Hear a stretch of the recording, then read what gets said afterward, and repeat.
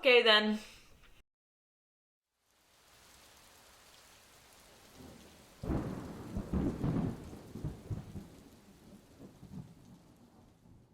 Hello world, and welcome to my channel, where I share my writing journey, talk about books, and even, on occasion, shake things up.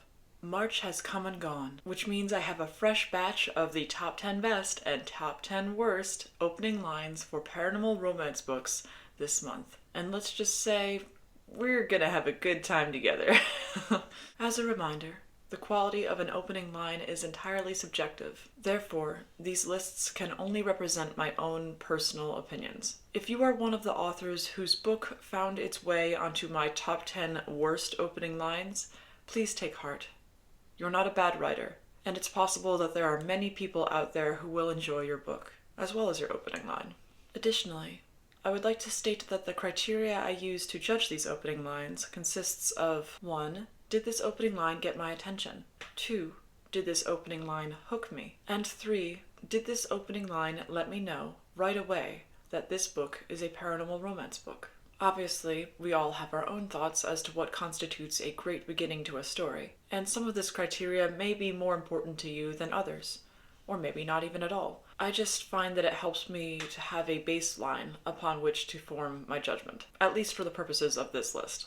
And lastly, before I dive into this month's episode, if you enjoy my work and would like to support it, please subscribe to my channel, leave a comment below, and whisper some sweet nothings into the like button's ear. I post new videos every Wednesday, and I would be honored if you would come along with me on my journey to make my writing dreams a reality.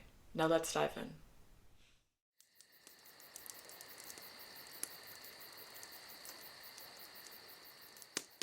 To kick off our list of the top 10 best opening lines, we have Stolen by the Vampire King, a paranormal romance Baton Rouge vampire book 2.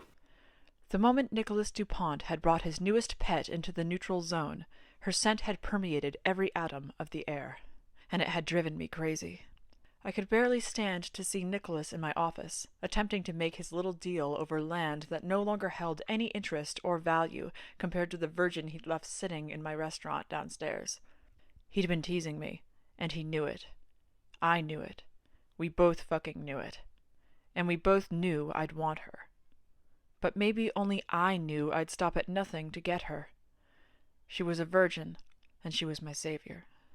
This opening line was definitely genre-specific. Judging by this opening, I think it's fair to assume that this book is probably a steamy romance book, likely with some pet play going on. I enjoyed the short, choppy nature of these sentences because I feel like they help to ratchet up the sexual tension a little bit that the narrator was experiencing for the virgin sitting downstairs in his restaurant, and pave the way for the romance to come. Nicely done. Coming in at number 9, we have The Demon Within, a Dale Hyland novel, the Dale Hyland Novels Book 1, by Beth Woodward. I woke up before dawn on the floor, naked, covered in blood, a Santoku knife in my hand. Less than a foot from me was a body, its head no longer attached to its neck. My hands shook, and I felt nauseated. No, not again. It had happened before, me waking up with a body next to me and no idea how I got there. I called them rages. Well, that got my attention. I've noticed that this is a bit of a running theme in paranormal romance books, where the protagonist wakes up covered in blood without any idea of what happened exactly. And there's at least one reason for that. It gets people turning the pages. I would definitely be interested to read on and find out more about what happened, who this person who she supposedly killed was, and what bearing this has on the rest of the story. This opening didn't give away the fact that this is a paranormal romance book, per se, but it still got my attention and piqued my interest. In 8th place, we have Fallen Moon, Wolves of Thunder Cove, a paranormal shifter romance by Cate Cassidy. The carnival job requirements were simple. Turn a blind eye to all sorts of ruthless behavior, always look for ways to hustle, and take as much as you can from each visitor before the day ends. Come on, buddy. You can win a unicorn for your girl. Just $5 for 3 tries. I hated the job, but desperation called for drastic measures, and my rumbling stomach didn't leave me with many options. Neither did the fact that I'd been working these traveling spectacles since I was 16. Sure, I wanted out, but every time I swore it'd be the last time, I found myself broke and jobless, having been turned down everywhere else. So, I'd head toward the closest town and take whatever job had yet to be claimed. Besides, they paid in cash.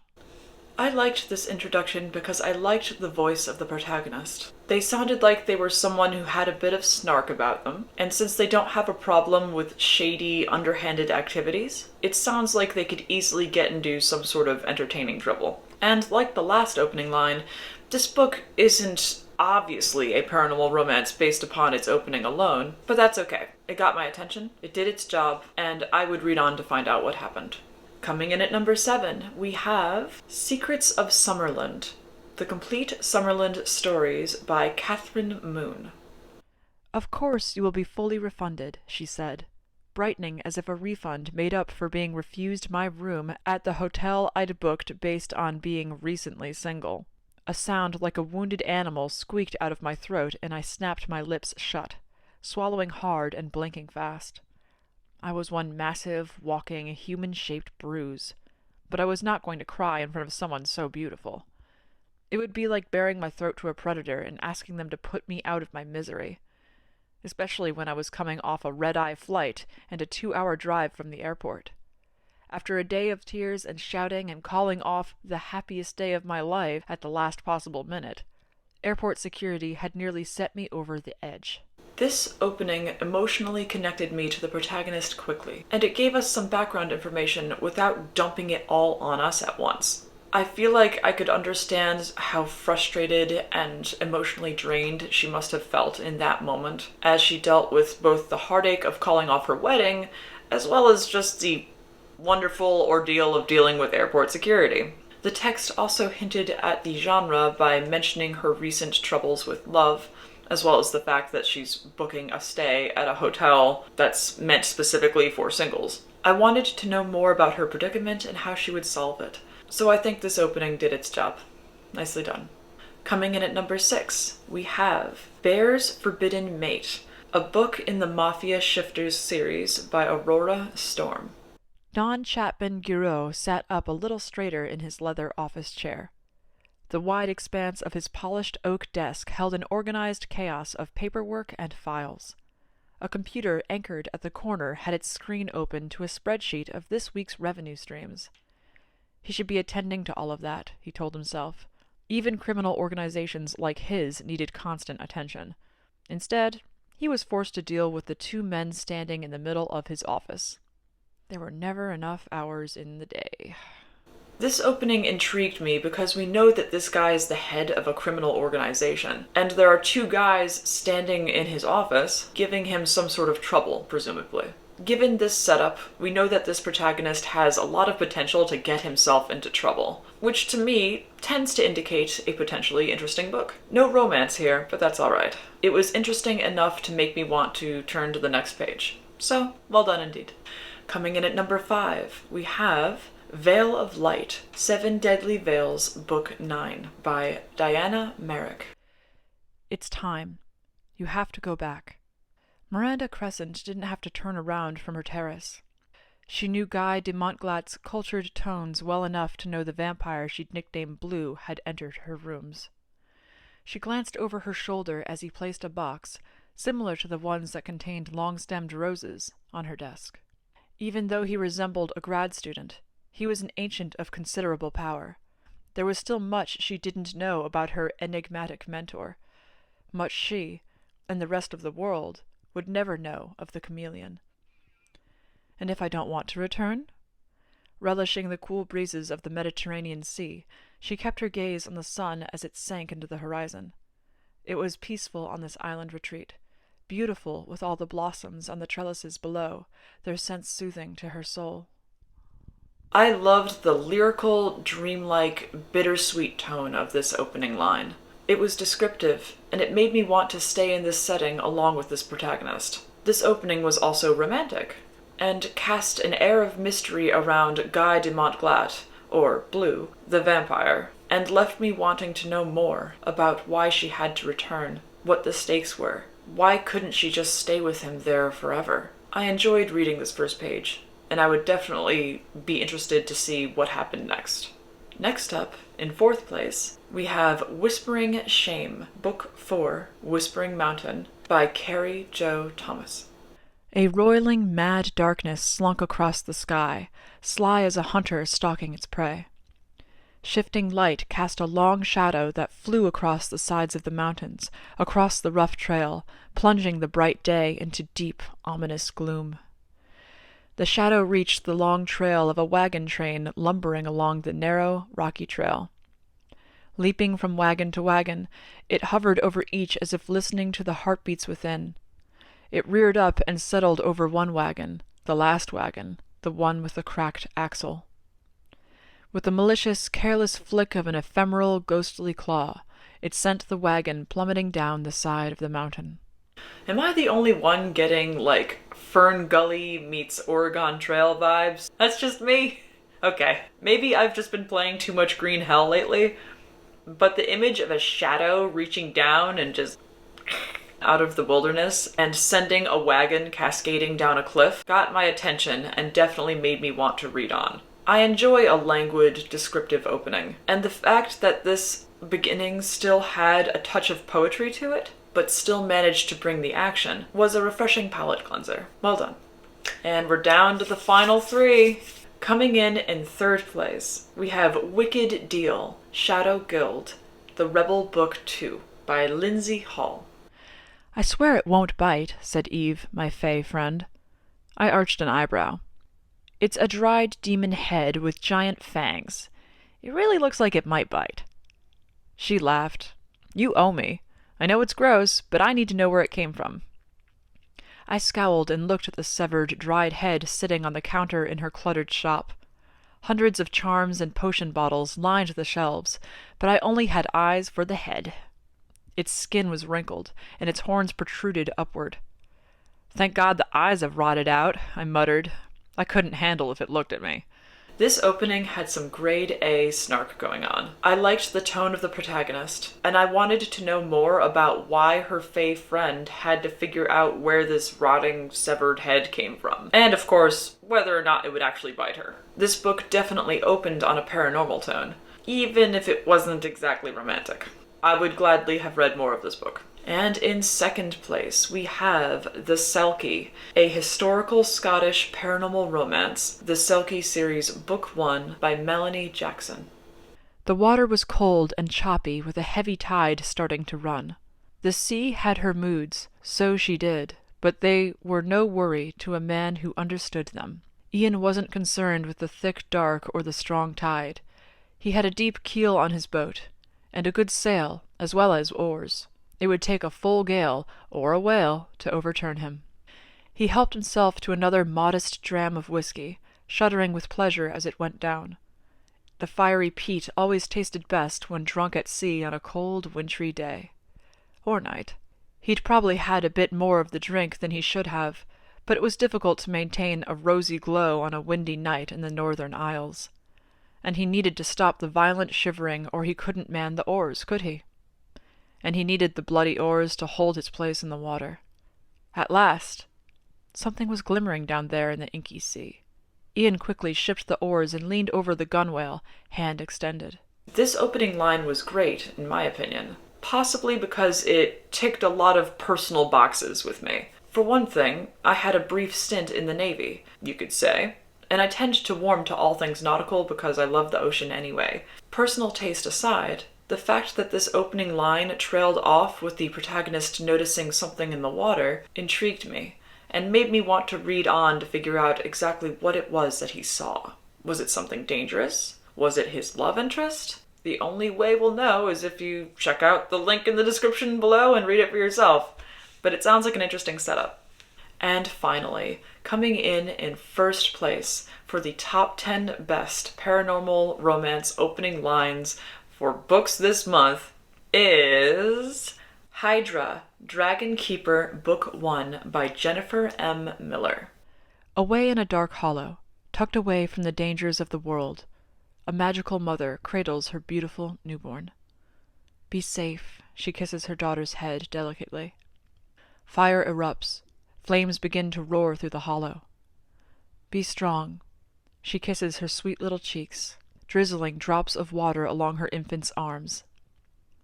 I'm coming for you, a deep voice thunders through the land. The mother looks up.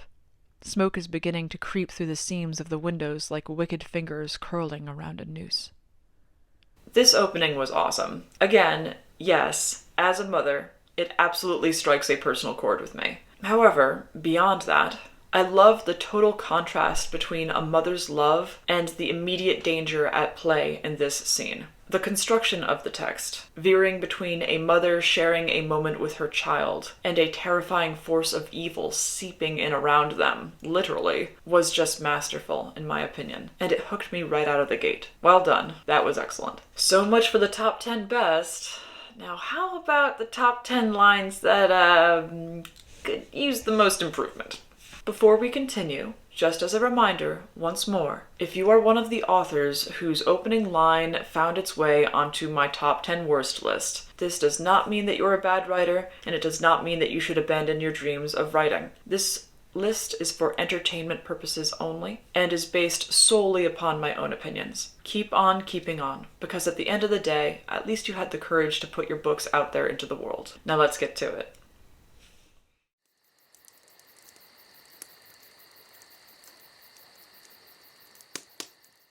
Coming in at number 10 is Lifeblood Realized, the Reconnected series, Book 3.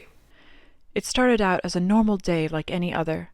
I slammed the phone against the nightstand to make the alarm stop.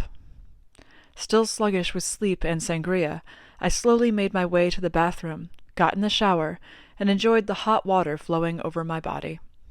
It was getting harder and harder to drag myself out of bed in the morning, or happy to get on with the day, now that I no longer had anyone else in the house to worry about, only myself.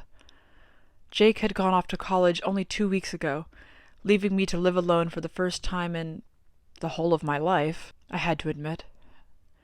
There had been parents, college roomies, then husband and child. Now there was no one.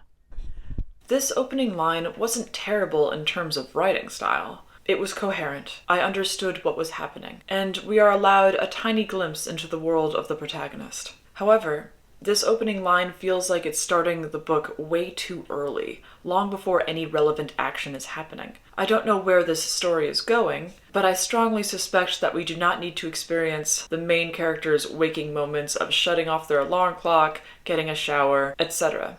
This is how many fledgling writers begin their stories, and this sort of opening runs a high likelihood of having an agent reject it out of hand, if this is your chosen publishing path, because it may indicate that the rest of your manuscript also contains a lot of information that your reader doesn't necessarily need. Number 9.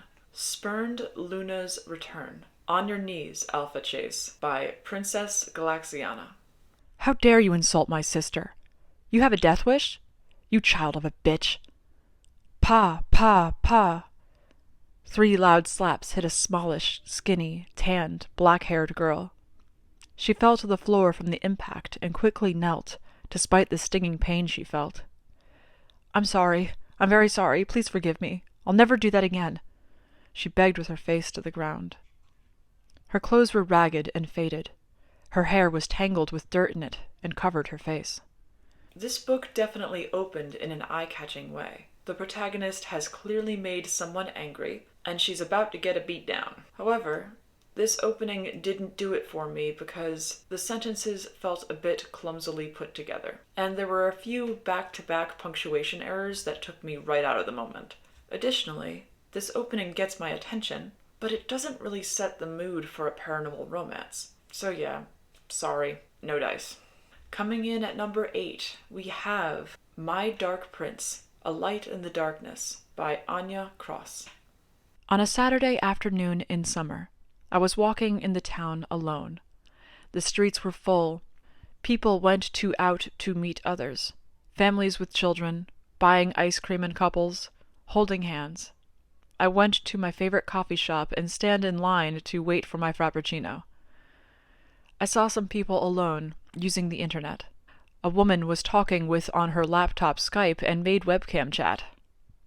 I remembered I did that with my boyfriend too sometimes, when we lived apart. but the A told me mostly he had not time. He said he needed to learn for test. Surely it was a lie. I saw also some people sitting together, girls with their friends and couples laughing, hugging, and kissing. I was not feeling happy at all. I was more in the mood to cry.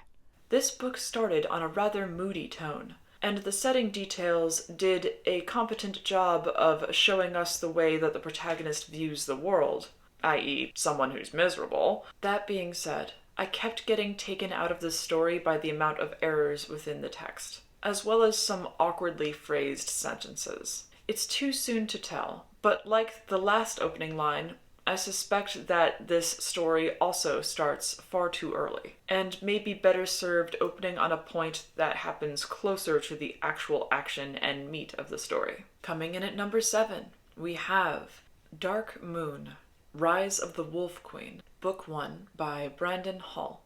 What is going on here? Stormy murmurs to herself, getting out of the school bus and seeing multiple police cars. She walks up to the gate of the apartment complex where she lives. She is blocked by a policeman. "Lady, you cannot enter. This is a crime scene. Please let us do our job," the police officer says, looking at her dead in the eyes. She breaks the eye contact and glances around and notices a policeman zip what looks like a body bag. "What is going on here?" she asks. "A hooker was murdered by some psycho," the police officer says. The policeman's radio makes a sound. "Detective Corey, please come inside." "I'll be there," he says, ducking under the yellow tape and going into the estate. Wow. Okay then. Thanks for that, you totally professional, definitely not 100% a jackass police officer. I can understand that maybe the cop in this scene is supposed to come off as very brash and rude, but it struck me as off that the officer in question would just say, "A hooker was murdered by some psycho." And while we're on that, he also addressed her as lady, even though we were just shown this girl getting off of a school bus, which would indicate that she's a minor. This excerpt could also use a little touching up in terms of punctuation, but the disconnect between who we are told the protagonist is versus how the other characters treat the protagonist within the text threw me out of the story first. Number 6. Bad Attitude. Wolf Investigations and Securities, Incorporated, Book 4. It was hard to deny things were awkward between him and Bindi. He'd had a lot of experience over the years with females, but never with the female who could make or break him. Durak had no idea what to do. Advice came at him from everywhere, but everyone had a different way of looking at things. No one really knew much about him except Tyne and Mo. While he worked with the teams, he was here to become a fully trained security specialist. His dad was an alpha, and Tyne was making a deal with him. Durak would be managing the store in all ways. Great place to put a number 2 son. Dad had a 3rd and 4th son to find a place for as well. His younger brother was 3 years behind him, but the youngest was nearly 10 years younger. So, this opening line greeted us with a lot of backstory up front, which, yeah, it's a pet peeve of mine, and we all know it, don't we? But not only that, the backstory that we were given is kind of disjointed and all over the place. We're told that he is there to be trained as a security specialist, but also that he's going to be managing a store? We're also given information about the main character's siblings, but it just feels thrown in there without any apparent purpose. I didn't come away from this excerpt feeling a strong impulse to read on and see where this story would go. Coming in at number 5, we have To Pledge a Prophecy, The Magic Blood Inheritance Book 1 by Josephine Wrightson. Being abandoned at birth, left on the steps of the Catholic Church, with a note giving nothing but her name Estella, she wondered if her life could have been different if it had been the local hospital rather than St. Gabriel's less restrained. She still had the note, written in beautiful florid ink, always assuming her mother had been more intellectual, more learned than streetwise. Religious, maybe. That never suited her. Estella, the rebel. The only link she thought she had with them, her parents, was her name, one that the nuns had kept and given her. A happy, ordinary life had lain before her. yet she had not realized how much the life before her, at birth, could have been so vastly different to the one she became accustomed to. Had it impacted her adult life? There were no memories, nothing terrible or abusive, yet she was not totally settled or content, always striving but never gaining, finding herself alone again, having gotten rid of yet another Marty man. How many mistakes will I make? I think this book had an interesting setup, and the circumstances behind the protagonist's birth are intriguing, but once again, we are hit with a load of backstory before we're emotionally grounded in the scene at hand. So this opening fell flat with me. I also think this opening would have been more effective if it weren't just this giant wall of text being presented to the reader. Breaking up long passages like this can really help to keep the pace of the story moving forward. Additionally, there were some spelling and syntax errors that took me out of the story. And I think if this excerpt were cleaned up and worked through a little bit, this book might be off to a good start. Coming in at number 4, we have Seneca's Faith, Shadowcat Nation, Book 4. 30 years ago, the population of mountain lion shifters was on the brink of extinction. Today, much like their wild counterparts, shifters are running out of land and resources. The encroachment of man has resulted in the loss and destruction of shifters' natural habitats worldwide. This external threat has led to a new reality where only the strongest survive. This opening continues on like this, and I bet you can already guess what my beef is. Your opening line is not the best place for backstory, in my opinion. These details about the destruction of tiger shifters' natural habitats might be interesting later on, but they did not serve to hook me into the story. I didn't have any stylistic issues with the writing itself. I just don't think that this opening effectively welcomes the reader into the story, even if it is on brand in terms of genre. And in third place, we have Alpha's Unhinged Mate, Hybrid Aria Book 2 by Jessica Hall. I watched as my sister chased after the kids. She was an excellent mother, a little overbearing at times, and always so watchful of everything they did, including me. I couldn't get anything past her. When she had her firstborn, a little boy, they named him Riker. I could tell her life was moving on for the better when the twins came along. Ariel and Lana, when I was 10, I decided to move back in with my father.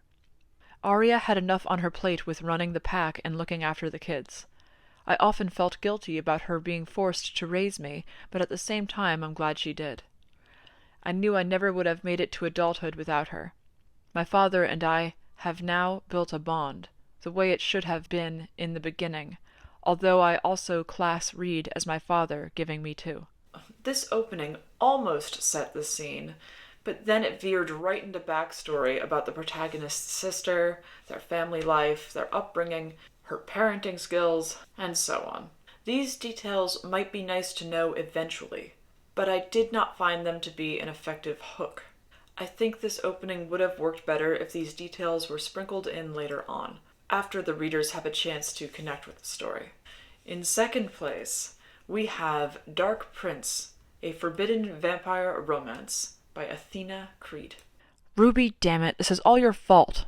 Minerva was talking to her best friend Ruby. Unfortunately, they hadn't been allowed into the bowling alley for the second time that night. But still, Ruby wasn't going to give up. She wanted to go out and get drunk and hook up with some guy. Relax, he tried to calm her down. We still have one more bowling alley. It's only 1 in the morning, and I promised Nix to see us there. He spoke brokenly since they were walking through the dark streets 40 minutes ago. This setup has the potential to be interesting, and I was curious to know why they weren't allowed into the bowling alley, but there were just so many errors in the text that I was really taken out of the story. She addresses her friend as Ruby, but then the narrator informs us, redundantly, with a dialogue tag, that she's talking to her best friend Ruby. Even more confusingly, Ruby appears to be a male? Or there is another character in this scene who the author just failed to name, which added to my confusion here. Coupled with the awkward phrasing of some of the sentences, as well as the syntax errors, this opening line did not do it for me. And in first place, for the top 10 worst opening lines in paranormal romance books this month, we have Reina's Ghosts, MMF Threesome and Werewolf Shifter romance novel by Sarah Cannon. Please note that this is not the same Sarah Cannon who produces videos under the Heart Breathings channel. Totally different paranormal romance author. Gloucestershire, England, 1st January 2019. The group of men stood around a very large stone slab which served as a table of some sort. They were 12 in number, and wore similar garbs of black cloak, like something off of an old England magic movie. Although given the current situation, one can say it was a magic movie minus the old England, since the year was 2020. They were walking in slow circles round the large stone slab, and murmuring words only they could understand in unison. It was some form of old Gaelic spoken by the Celtic people of Wales. They were in a cave close to the Severn River, along the border between England and Wales, and the cold air was blowing gusts of wind into the cave, making the fire lanterns quiver, forming various shadows on the cold walls of the cave. Where to begin on this one? This setup had the potential to lead us into a very intriguing story. I like a good occult ritual as much as the next paranormal romance reader. And the setting sounded cool, but there were some mistakes in here that really dragged this opening down, in my opinion. For one thing, the date that we're given at the beginning of the book, January 1st, 2019, is immediately shown to be inaccurate, as the narrator claims that it's the year 2020, not 2019. We are also told the details of this scene rather than shown them, for the most part. And I kept stumbling over sentences as I read because of the clunky wording of the text. I think this opening could be salvaged, but as it stands, I'm afraid it's going to have to come in right at the top of my worst opening lines list, at least this month. So that's going to conclude this month's episode of the Top 10 Best and Top 10 Worst Opening Lines in the Paranormal Romance genre. Which opening line was your favorite? Or your least favorite? Feel free to let me know in the comments below. I would love to hear your thoughts. And as always, if you enjoy my work and would like to support it, please subscribe to my channel, ring that bell, and whisper sweet nothings into the like button's ear. I post new videos every Wednesday, and I would be honored if you would come along with me on my journey to make my writing dreams a reality. I'll see you in my next video. Take care.